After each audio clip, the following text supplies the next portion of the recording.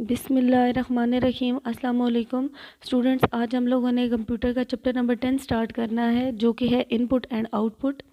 First of all आप लोगों को इनपुट के बारे में पता होना चाहिए। The process of giving something to the computer is known as input. जो भी चीज़ हम लोग कंप्यूटर को देते हैं उसको हम क्या कहते हैं? इनपुट। और इनपुट करवाने के लिए हम लोग मोस्टली कीबोर्ड की डिवाइस यूज़ करते हैं, ठीक है। और जो इनपुट हम लोग कीबोर्ड को यूज़ करते हुए देते हैं उसको हम स्टैंडर्ड इनपुट कहते हैं। सी प्रोग्रामिंग में क्योंकि हम प्रोग्राम लिखते हैं और प्रोग्राम तभी वर्क सही तरह करता है जब हम उसको इनपुट सही सही से देते हैं। सी लैंग्वेज हमें बहुत सारे इनपुट फंक्शंस प्रोवाइड करती है, जो कि कुछ यहाँ पे हमें दिए गए हैं। Scan F, gets F, get C H, get C H E, ये सब इनपुट फंक्शंस हैं जो कि हम लोग अपने सी प्रोग्राम के अंदर यूज़ करते होते हैं। नेक्स्ट डेफिनेशन है हमारे पास आउटपुट फंक्शन की। The process of getting something from computer is known as output, ठीक है। जो भी कोई चीज़ हमें कंप्यूटर वापस करता है उसको हम क्या कहते हैं? आउटपुट। और आउटपुट ज़्यादातर हमें मॉनिटर के ऊपर डिस्प्ले होती है और इसे हम स्टैंडर्ड आउटपुट भी कहते हैं। और जो भी रिज़ल्ट होगा प्रोग्राम का उसको हम क्या कहेंगे कि ये हमारे प्रोग्राम की आउटपुट है। C language provides many function to display output to the users. C language में हम बहुत सारे फंक्शंस यूज़ करते हैं एज अ आउटपुट। कुछ यहाँ पे गिवन है, जैसे कि प्रिंट एफ एंड पुट्स। ये दो फंक्शंस हैं जो कि हम लोग सी प्रोग्राम में यूज़ करते हैं as a output function. The function use for input and output are store in header file studio.h। वो कहते हैं कि ये फंक्शंस जब हम इनपुट और आउटपुट के यूज़ करते हैं, इन सब के ये सब कहाँ पे स्टोर होते हैं? हेडर फाइल, जो कि हम प्रोग्राम में सबसे ऊपर इंक्लूड करवाते हैं हैश इंक्लूड के ज़रिए, ठीक है। इफ़ अ प्रोग्राम में use any input output function it is necessary to include this header file in the program. और ये भी कहा जाता है कि जब हमने प्रोग्राम में कोई इनपुट या आउटपुट फंक्शन यूज़ करना है तो उसमें हम फिर उससे पहले उसकी हेडर फाइल लाजमी इंक्लूड करेंगे। नेक्स्ट हमारा टॉपिक है print F function with examples, ठीक है। प्रिंट एफ फंक्शन क्योंकि हम लोग अभी पीछे देख चुके हैं कि प्रिंट एफ फंक्शन किस लिए यूज़ होता है। It is use to display output on the monitor. ये आउटपुट मॉनिटर के ऊपर डिस्प्ले करने के लिए यूज़ होता है। अब आउटपुट में क्या हो सकता है? आउटपुट में कोई टेक्स्ट भी हो सकता है, कोई कांस्टेंट भी हो सकता है, या वेरिएबल की वैल्यूज़ भी हो सकती हैं जो हम स्क्रीन के ऊपर दिखाना चाहते हैं इन स्पेसिफाइड फॉर्मेट, किसी ख़ास फॉर्मेट में या किसी ख़ास तरतीब में, ठीक है। फॉर्मेट आप लोगों ने पहले कुछ पढ़े हैं, जैसे कि इंटीजर है, करैक्टर्स हैं, स्ट्रिंग्स हैं, ठीक है। आप इन डिफरेंट फॉर्मेट्स में अपने वेरिएबल्स को या कांस्टेंट्स को या टेक्स्ट को उसको शो करवा सकते हैं। It is most commonly use to display output in C language. या वो कहते हैं कि प्रिंट एफ फंक्शन हम लोग ज़्यादातर डिस्प्ले कर यूज़ करते हैं सी लैंग्वेज के अंदर आउटपुट को डिस्प्ले करवाने के लिए। प्रिंट एफ फंक्शन को हम लोग प्रोनाउंस करते हैं प्रिंट एफ। एफ अलग और प्रिंट का वर्ड अलग प्रोनाउंस किया जाता है। यहाँ पे हमारे पास सिंटेक्स गिवन है। Syntax of print F function is as follows. Print F bracket format string comma argument list. यानी कि प्रिंट एफ फंक्शन में हमारे पास दो पोर्शंस हैं, एक फॉर्मेट स्ट्रिंग का पोर्शन है और एक आर्ग्यूमेंट लिस्ट का पोर्शन है। और हम लोग सी प्रोग्रामिंग में हर लाइन को सेमी कॉलन से टर्मिनेट करते होते हैं। The format string is given is double quotes. हम लोग जो फॉर्मेट स्ट्रिंग लिखते हैं, जो इसका पहला पोर्शन है वो डबल कोट्स के अंदर यानी कि डबल कॉलम्स के अंदर लिखते हैं, कॉलम्स के अंदर लिखते हैं। It is also called control string. इसको हम कंट्रोल स्ट्रिंग भी कहते हैं। फॉर्मेट स्ट्रिंग में क्या क्या चीज़ें आ सकती हैं? फॉर्मेट स्ट्रिंग में हम कोई भी टेक्स्ट या मैसेज शो करवा सकते हैं। It is message to be displayed on the screen. या फिर हम उसमें फॉर्मेट स्पेसिफायर यूज़ कर सकते हैं। जो लफ्ज़ी मतलब है फॉर्मेट का वो है तरतीब, ठीक है। लेकिन हम लोग यहाँ पे बताते हैं कि डिफरेंट फॉर्मेट्स हम लोग यूज़ करते हैं, जैसे कि इंटीजर है, करैक्टर है, स्ट्रिंग है। इन चीज़ों को शो कराने के लिए या दिखाने के लिए वेरिएबल के अंदर ये भी हम डिस्प्ले करवा सकते हैं। और थर्ड है स्केप सीक्वेंस, यानी कि इस पोर्शन में हम लोग स्केप सीक्वेंस भी यूज़ कर सकते हैं, जो कि नेक्स्ट हम लोग आगे फुल एक टॉपिक है वो पढ़ेंगे।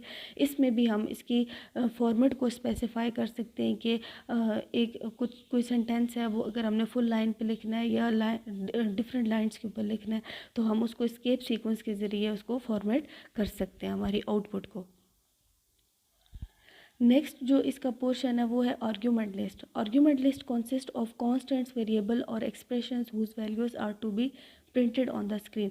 आर्ग्यूमेंट लिस्ट में हमेशा वो कांस्टेंट वेरिएबल्स या एक्सप्रेशंस आएंगे जिनकी वैल्यू हम लोगों ने स्क्रीन के ऊपर प्रिंट करवानी होगी. Each argument in this list is separated by comma. एक से ज़्यादा कांस्टेंट या वेरिएबल्स आ सकते हैं जिसको हम किससे सेपरेट करेंगे, कॉमा के ज़रिए. The value of argument is printed according to the corresponding format specifier given in format string. वो कहते हैं कि जो हमने फॉर्मेट स्ट्रिंग के अंदर फॉर्मेट स्पेसिफाई किया है उसी के अकॉर्डिंग हम लोग आर्ग्यूमेंट इसमें डालेंगे. Different format specifier are use for different type of values. हम लोग डिफरेंट फॉर्मेट स्पेसिफायर यूज़ करते हैं डिफरेंट टाइप की वैल्यूज़ के लिए. The use of argument list is optional. ये ऑप्शनल है, ज़रूरी नहीं है, लेकिन जब हम कोई इस तरह का वेरिएबल या कॉन्स्टेंट वगैरह यूज़ कर रहे हो जिसकी वैल्यू हमने देनी हो तो तब हम लोग आर्ग्यूमेंट लिस्ट का इस्तेमाल फंक्शन में करते होते हैं प्रोग्राम में. यहाँ पे हमारे पास एग्जांपल गिवन है using format string without argument list, क्योंकि उसने कहा है कि आर्ग्यूमेंट लिस्ट ऑप्शनल है.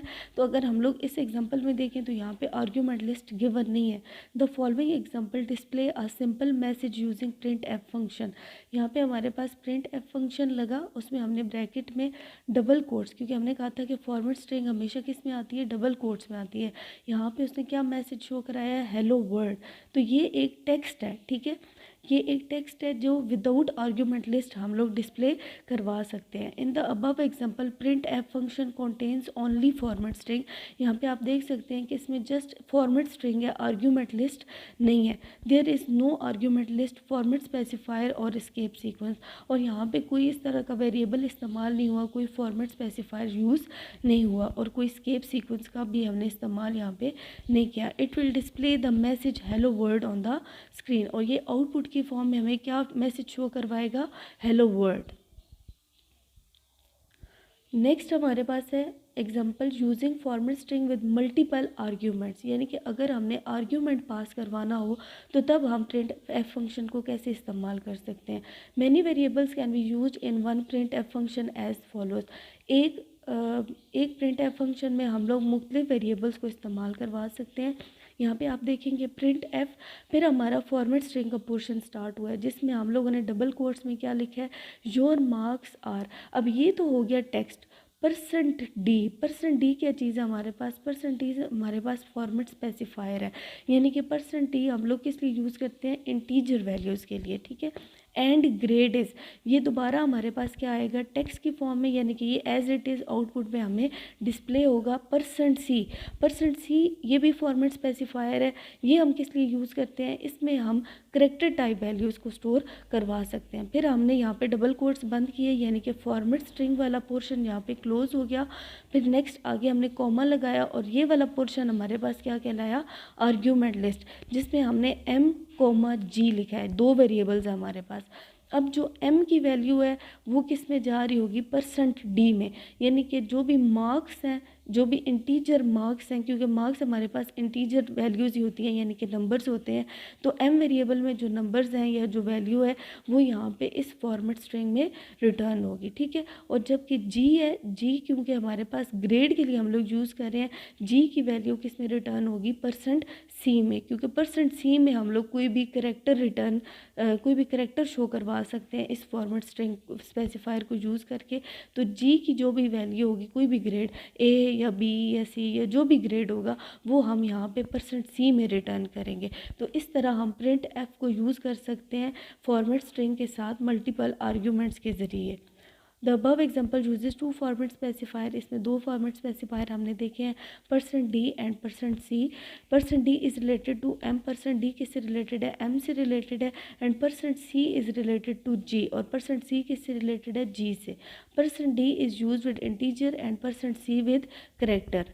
The sign percent indicates the beginning of format specifier. और परसेंट का साइन हमें क्या इंडिकेट करता है कि ये फॉर्मेट स्पेसिफायर की बिगनिंग है. यहाँ पे अगर आप लोग एग्जांपल देखें, प्रोग्राम एग्जांपल जिसमें उसने मैसेज डिस्प्ले कराया है और वैल्यू डिस्प्ले करवाई है इंटीजर और करेक्टर वेरिएबल्स की. फर्स्ट ऑफ ऑल यहाँ पे हेडर फाइल इंक्लूड की गई है, hash include studio.h and hash include conio.h, जिसमें हमारे पास उसके बाद मेन फंक्शन आया और उसमें int n is equal to 10, यहाँ पे n वेरिएबल को 10 वैल्यू दी गई है और करेक्टर CH जो करेक्टर वेरिएबल हमने डिक्लेयर करवाया उसको क्या वैल्यू दी गई है, स्टैरिक। ठीक है, उसके बाद क्लियर स्क्रीन का फंक्शन यूज़ हुआ है। प्रिंट एफ में उसने हमें क्या शो कराया, पहले कॉलन डबल कोट स्टार्ट हुए हैं, टेस्टिंग आउटपुट और आगे डॉट्स हैं।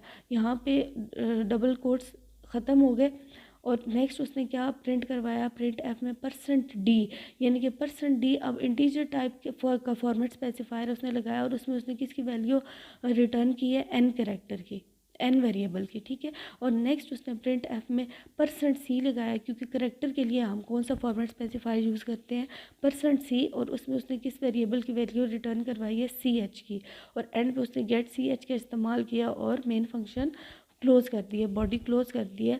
जब जहाँ पे हमें आउटपुट क्या शो होगी, सबसे पहले प्रिंट एफ में हमने क्या आउटपुट शो कराई थी, टेस्टिंग आउटपुट और आगे कुछ डॉट्स हैं, तो हमें सबसे पहले टेस्टिंग आउटपुट और आगे डॉट्स शो होंगे। उसके बाद नेक्स्ट हमें यहाँ पे क्या शो होगा, %d, यानी कि n की वैल्यू हमारे पास क्या थी, 10, तो 10 हमें शो होगी।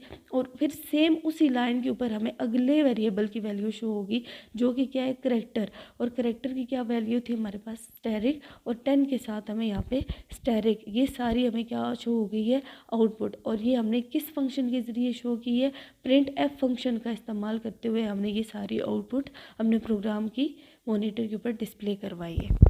इसके अलावा जो भी आपको एग्जांपल्स बुक के अंदर नज़र आ रही हैं, आपने वो एक दफ़ा गो थ्रू करनी है।